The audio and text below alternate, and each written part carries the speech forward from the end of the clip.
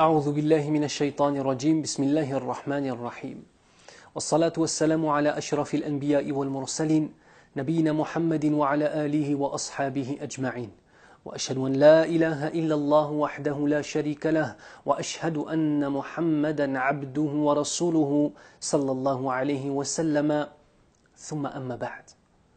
Le numéro d'aujourd'hui va être spécifique pour nos sœurs. Non pas qu'on fasse de la discrimination pour les hommes, mais j'ai envie de m'adresser à celles qui portent en elles le futur de la communauté musulmane. Car nos femmes sont celles qui seront les mères de demain, qui seront les mères des fils et des filles de demain, subhanallah. On parle de changement, on parle de s'améliorer, on parle de viser l'excellence. Que dirais-tu, ma sœur, aujourd'hui de faire un pas supplémentaire vers Allah Azza wa Jal? Peut-être que tu sais déjà de quoi je vais te parler. Que dirais-tu, ma sœur, de concrétiser physiquement ce qu'il y a dans ton cœur? Que dirais-tu, ma sœur, de faire en sorte de répondre à une injonction d'Allah Azza wa Jal, une chose qui est obligatoire, par consensus des savants, c'est-à-dire qu'il n'y a aucune divergence acceptable là-dedans? Le voile est une obligation pour la femme musulmane. Mais je n'ai pas envie de te dire de porter le voile parce que c'est une obligation. Je n'ai pas envie de te le dire tout de suite, parce que ça tu le sais déjà. La seule chose que tu dois savoir, et que tu dois réussir à faire, c'est faire la différence entre d'une part savoir, et d'autre part ressentir. Comme en parle l'imam Ibn Qayyim al-Jawziyya rahimahullah, al-farqu bayna al-ilmi wal-ma'rifa. La différence qu'il y a entre d'une part savoir une chose, et d'autre part ressentir cette même chose. Tout le monde sait que les femmes musulmanes se doivent de se voiler. Il y a 100 ans, c'était inimaginable que dans les pays musulmans, ou qu'il y ait des musulmanes qui ne se voilent pas. Simplement avec la colonisation, avec une certaine colonisation intellectuelle qui s'est faite, les femmes musulmanes petit à petit ont été éloignées de ce voile, de cette protection, à la fois physique et spirituelle, qu'Allah Azza wa Jal a donné pour les sociétés musulmanes et pour les femmes et les hommes musulmans. Une question se pose. Que dit Allah Azza wa Jal? Dans la traduction du verset, Allah Azza wa Jal nous dit « Et dit aux croyantes de baisser leur regard, de garder leur chasteté et de ne montrer de leurs atours que ce qui en paraît et qu'elles rabattent leur voile sur leur poitrine. » De même, un autre verset dit dans la traduction du verset « Ô prophète, dis à tes épouses, à tes filles et aux femmes de croyants, de ramener sur elles leur grand voile. » Ce qui est intéressant ici, c'est de comprendre qu'Allah Azza wa Jal prend la peine lui-même de dire la chose.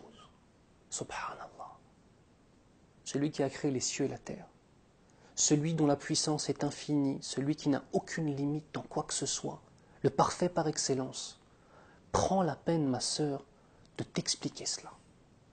C'est un honneur pour toi. C'est un honneur. Et Allah, il est le Hakim, le sage par excellence, le sage parfait. Parmi ses noms, il y a Al-Hakim, le sage. S'il a imposé cette chose-là, c'est que le bien-être de toute la société repose sur ce principe notamment. Celui du voile, celui de l'absence, celui de ne pas montrer ses atours à n'importe qui. Car lorsque l'on parle du fait de porter le voile, on parle de se préserver, on parle de ta valeur, ma sœur. Mais on parle aussi de préserver les hommes d'une certaine tentation. On parle du fait de s'élever spirituellement par un acte physique, par un simple vêtement. Est-ce que tu as conscience de toutes les hasanat que tu peux prendre, toutes les bonnes actions? Chaque fois que tu mets ton voile et que tu sors de chez toi voilé, Allah Azza wa Jal va te compter, Inch'Allah, des bonnes actions. Alors que, chaque fois que tu sors de chez toi et que tu n'es pas voilé, Allah Azza wa Jal te compte des mauvaises actions. On demande à Allah Azza wa Jal qu'il pardonne toutes tes mauvaises actions, qu'il mette dans ton cœur la volonté de te voiler, qu'il mette la réussite et que tu te voiles et que tu sois satisfaite de cette situation, Ya Rabbal Alamin. Parmi les bêtises que l'on entend, il y a le fait de dire que le voile est un signe de soumission à l'homme. L'homme n'a aucun rôle dans le voile, d'accord? en termes de motivation pour lui. La femme s'élève et sort du rôle de femme objet que l'Occident lui a donné. Lorsque tu caches tes atours, ma sœur, tout ce qu'il reste de toi, c'est ton intelligence. Ce qu'il reste de toi, ce sont tes qualités de caractère, c'est ton comportement, c'est ta pudeur. Lorsque tu te voiles, tu sors de ce système vicieux qui fait de la femme un objet. Le voile est un outil de résistance contre le fait de faire de la femme un simple objet sexuel. Est-ce que tu es engagé dans cette lutte-là? Est-ce qu'en tant que femme, tu n'as pas envie d'être respectée? Ça, c'est une vraie question. Parmi les choses importantes, il y a le fait que le prophète sallallahu alayhi wa sallam nous dit « Idha lam tastahi fasna' ma shi'ta » Si tu n'as pas de pudeur, alors tu peux faire ce que tu veux. Et ici, on parle de pudeur. On doit faire la différence entre deux types de femmes qui ne sont pas voilées. D'une part, des sœurs qui ne sont pas voilées et qui ont un comportement qui n'est pas celui de l'islam. Des femmes qui parlent fort, des femmes qui disent des insultes, des femmes qui cherchent à se montrer et qui sont habillées avec des vêtements, a'udhu billah, voilà. Je ne vais pas rentrer dans les détails. Et d'autre part, certaines femmes, subhanallah, qui déjà font des efforts dans leurs vêtements, qui déjà ont un comportement du voile, qui déjà sont discrètes, sont pudiques, mais ont simplement ce petit pas à faire. Et mon message s'adresse aux deux types de femmes non voilées. Parce qu'Allah Azza wa Jal peut mettre dans ton cœur toutes les volontés. Un autre conseil que je donne à mes sœurs, c'est ne regardez pas ce que les gens diront de vous. Certaines sœurs ont envie de porter le voile, mais elles ont fait des choses dans le passé. Alors elles se disent, si je mets le voile, tout le monde va m'accuser de vouloir laver mon honneur par cela. Tu n'as pas, même pas à te poser la question. Ton repentir est entre toi et Allah Azza wa Jal. Les gens n'ont pas à venir le commenter ou le juger. Et mes frères et mes sœurs, craignez Allah Azza wa Jal. Lorsqu'une femme décide de se voiler, la seule chose que vous avez à dire, c'est « Masha Allahu tabarakallah ». Peu importe ce qu'elle a fait dans le passé. Cette sœur-là, si elle a décidé d'être pudique envers son Créateur et de respecter le droit de son Seigneur sur son corps et sur sa beauté, dites Masha Allah tabarakallah. Ne jugez pas.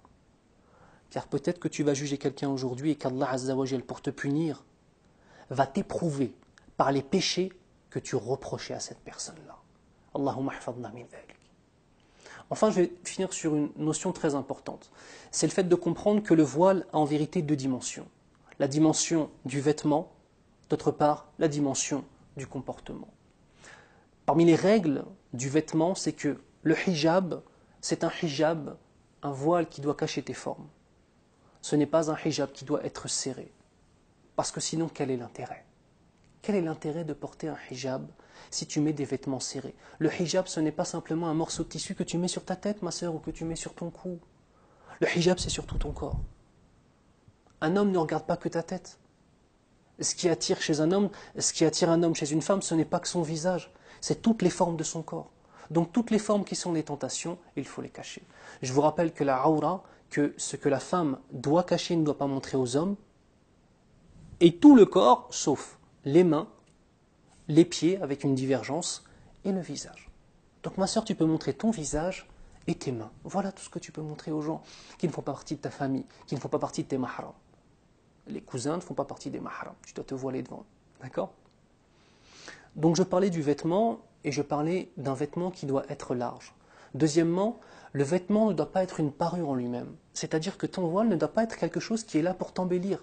Ah oui, c'est étrange ça. En Occident, je vais mettre un vêtement qui n'est pas censé m'embellir. Eh bien oui, le voile n'est pas censé être quelque chose qui va t'embellir.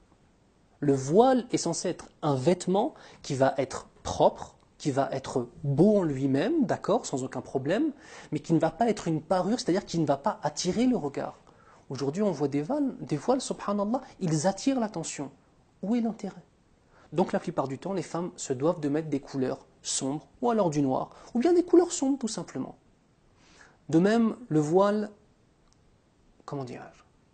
Je voudrais parler d'une chose. Il y a pas mal de sœurs maintenant, depuis un certain nombre d'années, dans les Émirats arabes, ça fait très longtemps que ça existe et c'est en train d'arriver progressivement en France.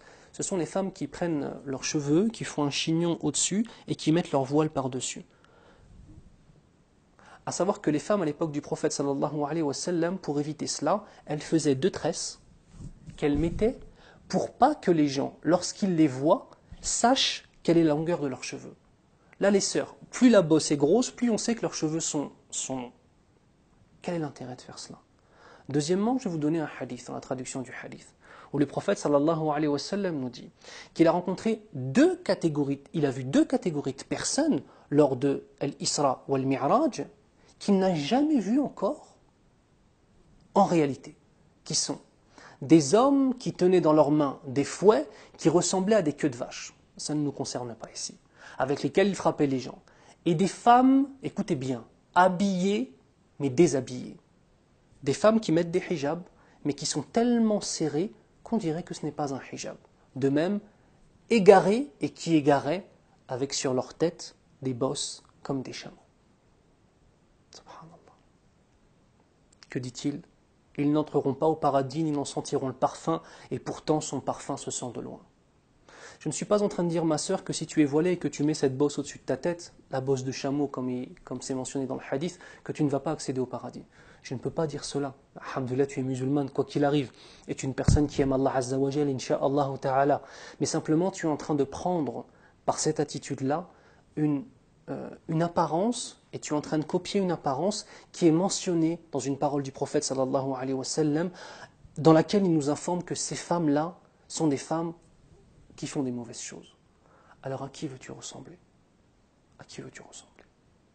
Deuxième aspect du voile, c'est l'aspect du comportement. Une femme musulmane se doit d'être distinguée, d'être pudique, d'être polie, d'être discrète. Pas parce que je te le dis, mais parce que c'est ce qui émane de la spiritualité de l'islam. C'est ce qui émane de la spiritualité de l'islam. Alors ma sœur, après toutes ces paroles, tu fais des études, je comprends. Tu travailles, je comprends. Tu cherches un mari, je comprends. Par contre, il y a une chose que je comprends encore plus. C'est que le Créateur des cieux et de la terre, qui t'a créé, et qui t'a mis ici, qui t'a déposé sur cette terre, en examen, tu ne sais pas quand est-ce que tu vas le rencontrer. Les projets de se voiler dans le futur, pourquoi est-ce que tu parles de futur alors que tu ne sais même pas quand est-ce que tu vas mourir? Peut-être que d'ici la fin de cette vidéo, Allah Azza wa Jal va reprendre ton âme. On se doit forcément d'essayer de se rapprocher d'Allah Azza wa Jal le plus vite possible. On parle de changement. Imagine-toi le changement dans ton existence lorsque tu vas te voiler, Inch'Allah. Et pour mes sœurs déjà voilées, imagine-toi le changement dans ton existence lorsque tu vas t'améliorer. Enfin, très important, je ne m'oppose pas en juge. Je ne m'oppose pas comme une personne qui vient juger les gens et qui vient leur dire « il faut que tu fasses ça parce que je suis mieux que toi ». Je ne suis pas mieux que toi, ma sœur, que tu sois voilée ou non. Allah Azza wa Jal sait ce qu'il y a dans les cœurs. Mais une chose est sûre, c'est que si j'aime mes sœurs pour Allah, je me dois de leur dire ce que j'ai dit. Et Wallahi al-Azim, j'aime les membres de cette communauté, les hommes de cette communauté et les femmes de cette communauté. Je vous aime pour Allah subhanahu wa ta'ala. C'est de cœur à cœur ce conseil-là.